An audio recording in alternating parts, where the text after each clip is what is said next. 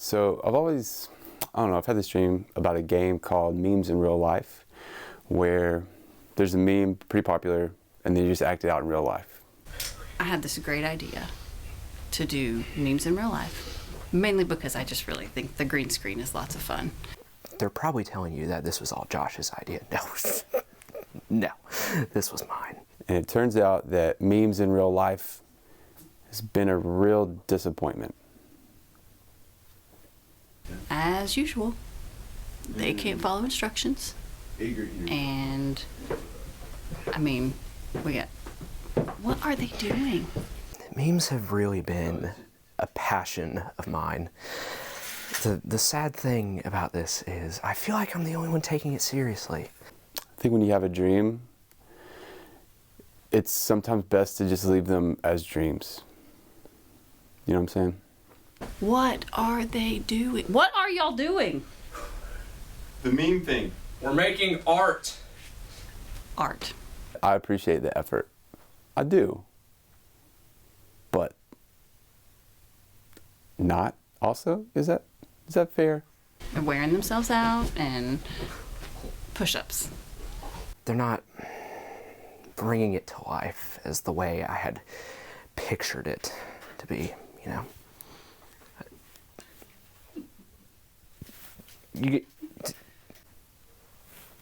No, you're doing great, guys. Art is what they're calling it these days. I mean, I don't understand. That's not even a meme. What meme is that? I don't know.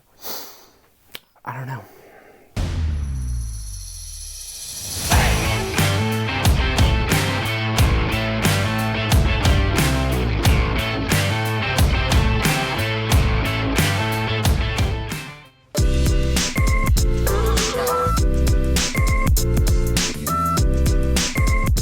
All right, welcome into our new segment called High School Experts. Today's experts are Delaney Nelson and Lainey Deacons. What's up? All right. So I do have some questions for you guys, and you can play along at home. So what we're going to do is I'm going to give you a phrase, and in your expert opinion, you're going to tell me what it means. Easy one to start. Finsta. Oh, it's like a spam Instagram. Like you have your main account and then you have like your sub account. Fake Instagram. Right, like you would put like a meme on it. Or like an ugly picture. An or like a inside funny joke. picture that's not worth putting on your real Instagram. Are Finstas out? Yes. Yeah. Private stories are in. Oh. Okay. Ship. Oh, What'd you say? Ship. okay, so it's when, like, let's say me and X are like flirting, right? Mm-hmm. Like man X. So A romantic interest. yes, exactly. So if someone sees that and they're like, wow, like that is cute, they'd be like, I ship it. Ooh, I like this one. Stan. Okay, so that's like when you like support someone with all your life. So like I would say like, ooh, I stan Jesus. Or you could be like, I stan Post Malone because I like all of his music. I stan, I don't know, a lot of people just stan like celebrities. They'll be like, ooh, I stan Harry Styles. Oh, here we go. So, snap trap. What is a snap trap? I feel like I have an idea. I've feel like never it's a heard of catfish, it. low-key. Yeah, like on Snapchat where you're like pretending to be Let's someone. just pause right there. You described a snap trap as, I think it's a catfish, low key.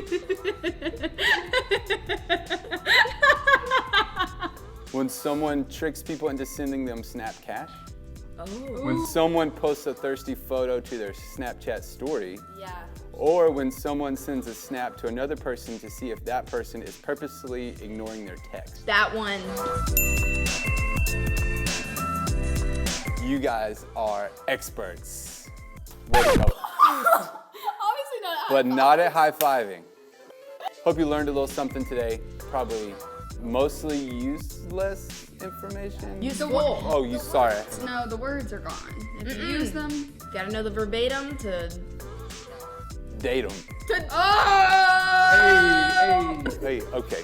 Yeah, we'll cut that part out. Hey, this has been High School Experts with Lainey and Delaney.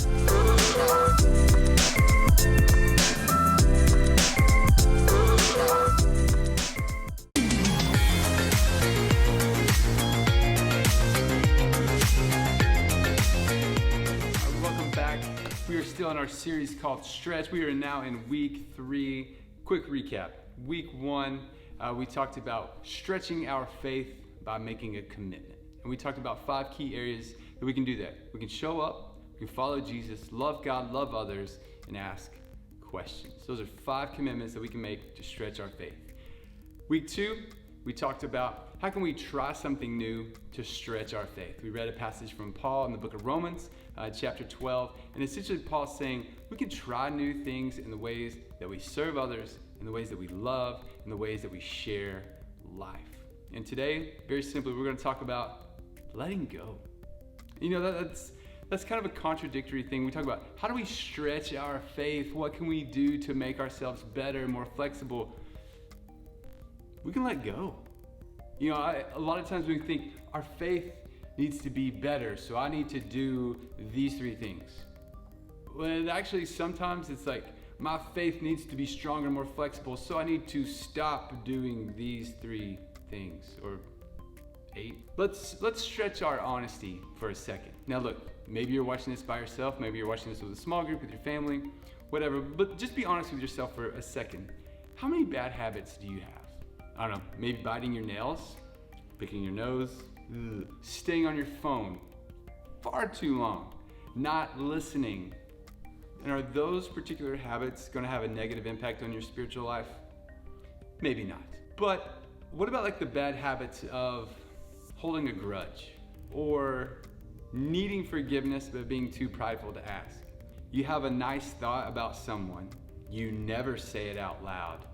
But then as soon as you have like a joke or a roast or a mean thing to say, you just gather a crowd. Hey, okay, did you see Becky's haircut? Oh, those are the bad spiritual habits that are eventually going to kill us. All right, let me tell you what I mean when I say they're eventually going to kill us. Have you seen that movie Gravity, where George Clooney and Sandra Bullock are astronauts and they go into the second most terrifying, environment in the known universe? Deep ocean, number 1.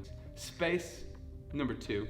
But so they're out there in this second scariest environment, and something goes wrong. Part of the satellite that Sandra Bullock is working on breaks off, and she shoots, the explosion sends her away from Clooney and the rest of their station. And she's just holding on, and this space debris is taking her further and further away, and you can hear Clooney yell, "Let go! You gotta let go!" Finally she does. But the metaphor there is sometimes there's an event in our life that happens and we pick up maybe a bad habit or a poor routine, or we're guilty of poor judgment, and we all are. So if you're feeling that, it's not just you, it's me too. But this thing happens, this explosion almost, and then we start to hold on to this thing that is eventually going to lead us out into the unknown. And not in like the Elsa into the unknown Frozen 2 kind of way, but out into the space of unknown, the what's out there version, where the only thing that's left is an unknown amount of time and certain death. See, sometimes we get these things that we have to let go of in order to survive. We have these moments where we need to strengthen and grow and stretch our faith, that the only way to do that is to let go. I don't know what those things are for you, but I bet if you're feeling that, you already have a list in your mind. The guy that we're taking all of our cues from, Paul, we've been talking about him throughout this series. We're going to stay in Romans chapter 12. Just to refresh, here are verses 1 and 2. "And so, dear brothers and sisters, I plead with you to give your bodies to God because of all he has done for you. Let them be a living and holy sacrifice, the kind he will find acceptable. This is truly the way to worship him. Don't copy the behavior and customs of this world, but let God transform you into a new person by changing the way you think. Then you will learn to know God's will for you, which is good and pleasing and perfect." And let's just have a reminder that, yes, we are looking for progress and to make those little steps and to stretch just a little bit more every day. And progress is part of the journey, but what Paul is talking about is transformation. Transformation is the destination where we are no longer slaves to sin, where we are no longer people of unbelief, where we are no longer people that have doubts and just sit with them. But instead, we are alive in Christ. We are active participants in the journey and in the relationship with Jesus Christ. And we are people that aren't afraid of doubts, that aren't afraid of questions, but use those challenges to stretch our faith and grow and ask the tough questions. That is transformation. That is, I think, what Paul is calling his people to be. We'll continue in Romans chapter 12, skipping down to verse 16. Live in harmony with each other. Don't be proud to enjoy the company of ordinary people, and don't think you know it all. Never pay back evil with more evil, and do things in such a way that everyone can see you are honorable. Do all that you can to live in peace with everyone.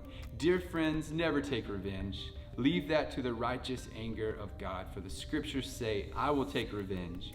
I will pay them back, says the Lord. Instead, if your enemies are hungry, feed them. If they are thirsty, give them something to drink. In doing this, you will heap burning coals of shame on their heads. Don't let evil conquer you, but conquer evil by doing good. You know, in there, Paul gives us a lot of don'ts. You know, it's kind of a long list of don'ts. Don't be proud. Don't be a know-it-all. Don't hold a grudge. Don't let sin take control of your life. Don't seek revenge. And when you hear like a long list of don'ts, that affects people, you know, and kind of in two camps. There are people that like to be known, all right, don't do this. Thank you, that helps. All right, I can eliminate all these choices. I'm not gonna do those things. Thank you so much. But yet there's another group of people that sees a list of don'ts and just like, that's exactly what I'm gonna do because you said I couldn't do it. I only want what I can't have. However you respond, there's nothing wrong with that. But in case you are the rebellious type and this isn't helpful, hey, let's just replace a few things. Paul's saying, don't be proud. So why don't we let go of some pride and pick up humility? Let's not be a people that hold grudges. All right, so let's let go of grudges and pick up compassion. Let's not be people that look for revenge. Let's put revenge to the side and pick up integrity. Let's let go of sin controlling us and pick up peacemaking and goodness. I think Paul wrote this letter because he wanted his people to let go of the things that were leading them to death and pick up the things that God values and that God is after. That's what he's writing, that let's let go of the way that leads to death and let's pick up the truth and the life that is in God. Now here comes the tough part, is like actually letting go of bad habits. Because a bad habit, man, we can drop those and think, oh, well, there we go. But here's typically what I tend to do is I will drop a bad habit. Found it, there it was. Got another one. Whew, thought I lost two.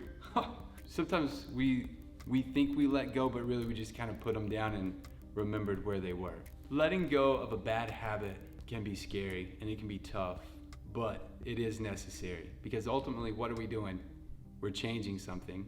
Maybe we've gotten comfortable with this unhealthy habit, and now, you know, with change can come uncertainty and uncomfortability, and a lot of these are tough, but I promise you, these are the things that lead to death, and we want to pick up the things from God that lead to life. I believe we can be the people that stretch our faith by making small commitments, by trying something new, and by letting go and picking up the things that God has in store for us.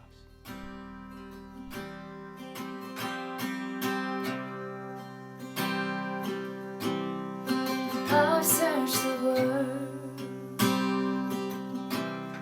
but it couldn't fill me. A man's empty place, treasures of fate, never enough. And you came along